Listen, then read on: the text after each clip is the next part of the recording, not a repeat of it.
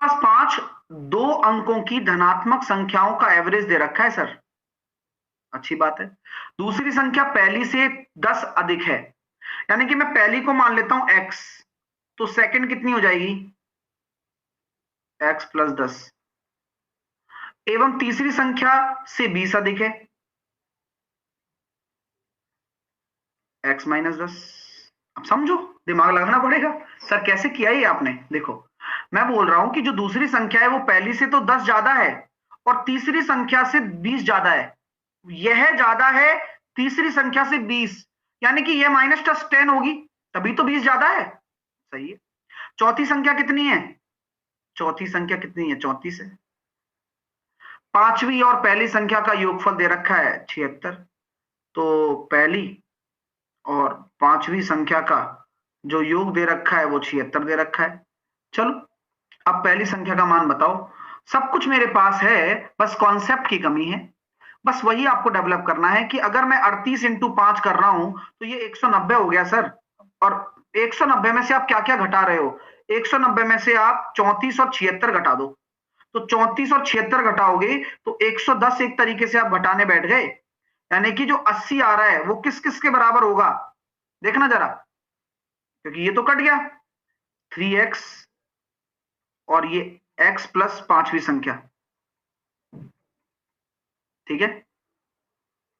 समझ रहे हो मेरी बात, समझ में आ रही है या नहीं समझ में आ रही?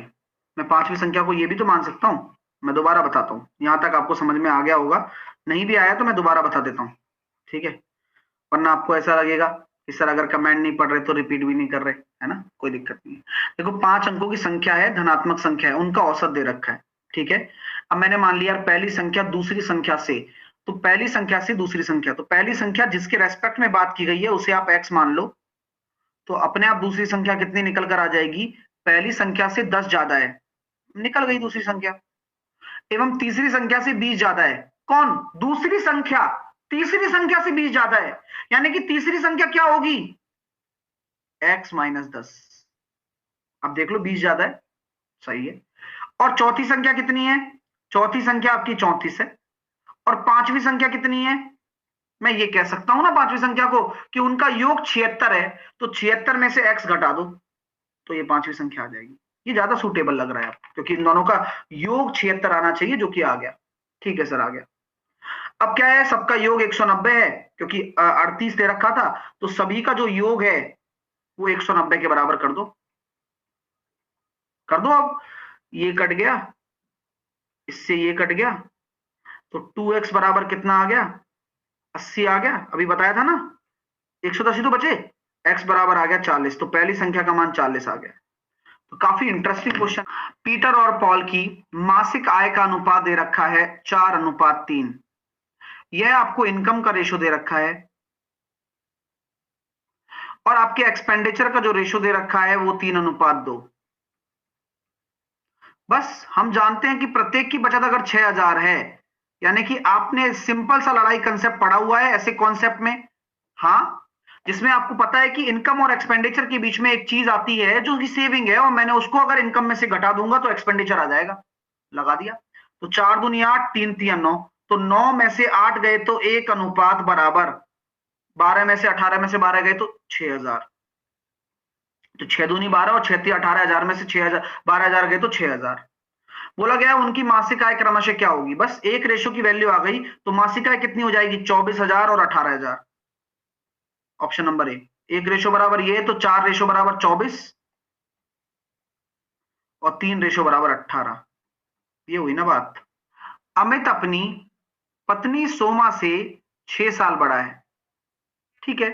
तो अपनी पत्नी, यानी कि मैंने कहा सोमा की आयु मैं मान लेता हूं x है, क्योंकि सोमा की बात कर रहे हैं ना, तो सोमा की आयु मैंने x मान ली, तो अमित कितने साल का हो जाएगा सर, x प्लस 6 साल का, या मैं ये कह सकता हूं इन दोनों का अंतर 6 साल है, ये दिमाग में रखिए आप।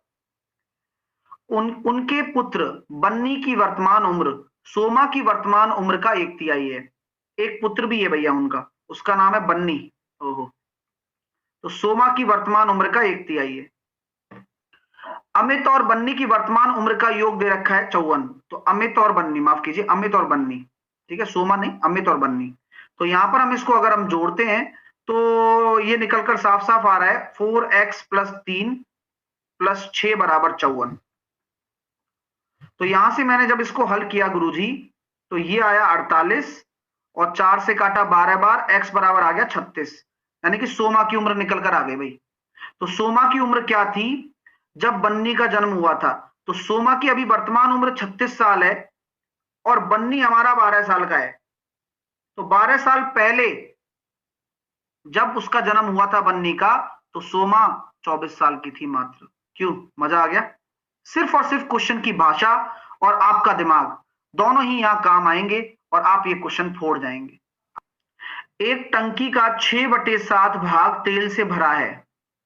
60 लीटर तेल निकाल लेने के बाद टंकी का 4/5 भाग भरा रहता है।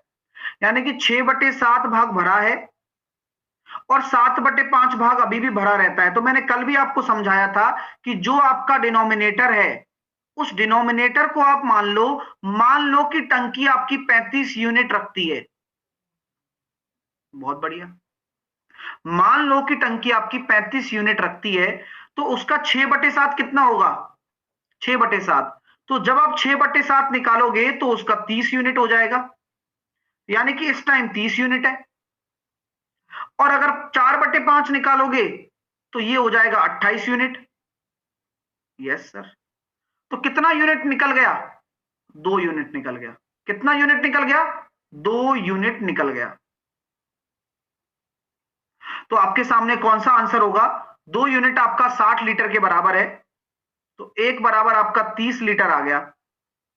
तो आपसे क्या पूछा गया है कि टंकी की क्षमता बताइए, यानी कि 35 × 30, आपका जो टोटल टंकी की क्षमता होगी वह 1050 लीटर हो जाने वाली है। चलिए, यही आपका राइट आंसर है। किसी वर्ग अंतराल का माध्यमान 42 है, कोई क्लास इंटरवल दे रखा है और वर्ग अंतराल 10 है, तो उसकी अपर लिमिट और लोअर लिमिट बताइए। 1 नंबर क्वेश्चन है। अब पता हो, दिमाग लगाया हो भाई ने, तभी तो कर पाएगा भाई। तो मध्यमान क्या होता है सर? मध्यमान होता है upper limit plus lower limit by 2 बराबर 42। और वर्ग अंतराल कितना है? 10 है। यानी कि वर्ग अंतराल का मतलब क्या होता है? वर्ग अंतराल का क्या मतलब होता है? Upper limit minus lower limit. तो भाई upper limit plus lower limit बराबर 84 आ रहा है और upper limit minus lower limit बराबर 10 आ रहा है। तो आपको पूछी गई है दोनों सीमाएं, तो इन दोनों को जोड़कर बटे 2 कर दो, तो वो अपर लिमिट आ जाएगी 94/2, और इन दोनों में से घटाकर बटे 2 कर दो तो वह लोअर लिमिट आ जाएगी। तो 94/2 इट मींस 47 और 37, यही आपका राइट आंसर हो गया, ऑप्शन नंबर ए। माध्य व माध्यिका के में अंतर आपको दे रखा है 24, तो बहुलक व माध्यिका का अंतर क्या होगा बताइए। माध्य और माध्यिका का अंतर दे रखा है आपको 24, तो बहुलक और माध्यिका का अंतर क्या होगा? जैसा कि मैंने हमेशा आपसे बताया है कि अगर आप माध्य को, मैं बोल देता हूं कि आप x बार बोल दीजिए और माध्यिका को आप m बोल दीजिए, तो सिंपल है। यहां पर हमें बोल रखा है x बार माइनस m दे रखा है 24, और बहुलक को आप z बोल दीजिए, इसको आप बहुलक बोल दीजिए, ठीक है। तो मैंने आपसे कहा आपको टेंशन लेनी नहीं है। क्यों? क्योंकि एक फॉर्मूला बताया, वही तो लगा दो पहले। बहुलक बराबर मोड बराबर क्या होता है? 3 इंटू माध्यिका माइनस 2 इंटू मीन, यही बताया था। Very good. तो गुरुजी आपको यहां पर देखो क्या दे रखा है। मैंने कहा हाँ मुझे दिख रहा है कि भाई ये अंतर दे रखा है मेरे को, तो मैं यहां पर क्या जुगाड़ देख सकता हूं? बोले यार अंतर है आपके सामने, मोड है यहां पर, और यहां पर आप इस 3 माध्यिका को अलग करो पहले। तो इसको लिखो सर आप 1 माध्यिका प्लस 2 माध्यिका। अच्छा, क्यों? क्योंकि अब मेरे पास जो कॉम्बिनेशन मैं चाहता हूं ना वो बन गया। कौन सा वाला? मीन माइनस मीडियन वाला। Very good. तो यहां पर आपके सामने जो कॉम्बिनेशन बनाने वाली बात है वही सबसे जरूरी चीज थी। तो यहाँ पर ध्यान रखना एक एक चीज का महत्व है ना, एक एक चीज का महत्व है यहाँ पर। तो यहाँ पर आपके सामने क्या बोला जा रहा है कि सर अगर हम मॉड की बात कर रहे हैं तो यहाँ पर अगर आपने मीडियन को अलग कर दिया है ना, तो आप ऐसा करो, यहाँ पर माइनस कॉमन ले लो और -2 कॉमन ले लो, जिससे कि आपका क्या बचेगा, मीडियन प्लस मीन बचेगा। ठीक है, हिंदी में गलत है, कोई दिक्कत आ रही है क्या? अरे मीन मॉड मीडियन पता नहीं चलता क्या अभी भी? मतलब तुम तो ऐसे बात करो, कितने अजनबी लोग हो तुम, तो हिंदी इंग्लिश समझते ही नहीं हो भाई, कि मीन को क्या कह दिया जाएगा सर के द्वारा, मीडियन को क्या कह देंगे, तो इसमें कौन सा कंफ्यूज होने वाली बात है भाई? हाँ, अगर अभी तक ये नहीं पता है तो फिर क्या करोगे फिर पेपर देके तुम? हैं? सॉरी, मीडिया लिख दिया मैंने, सॉरी सॉरी सॉरी सॉरी। तो मैं इसको ऐसे लिख देता हूं, उल्टा लिख देता हूं ना, रुको रुको रुको,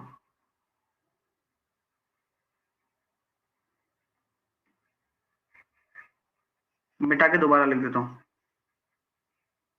अरे गलती नहीं है वो, मैं ऐसे लिख रहा हूं, मीडिया लिख दिया।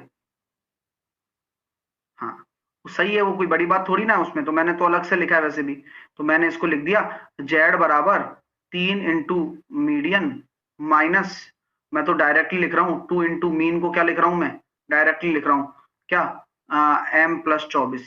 आपको कोई दिक्कत नहीं होनी चाहिए अब फालतू में, और हम उससे भी कुछ नहीं कहोगे अब, ठीक है, ये कर दिया जुगाड़, तो ये डायरेक्ट ही बन गया ना, ये हुई ना बात, यानी कि 48 आंसर आ गया। जेड माइनस एम बराबर कितना आ गया, एम माइनस जेड पूछा गया है, माफ कीजिए, तो एम माइनस जेड कितना आ गया, 48 आ गया। बहुत अच्छा क्वेश्चन है ये, पेपर में आएगा, ध्यान रखना, ठीक है। एम माइनस जेड पूछा गया है ना, हाँ, तो यहाँ पर difference between median and mode and median, M minus Z पूछो या फिर वो पूछ लो, कोई फर्क नहीं पड़ता, अंतर तो मॉड में ही आने वाला है वैसे भी।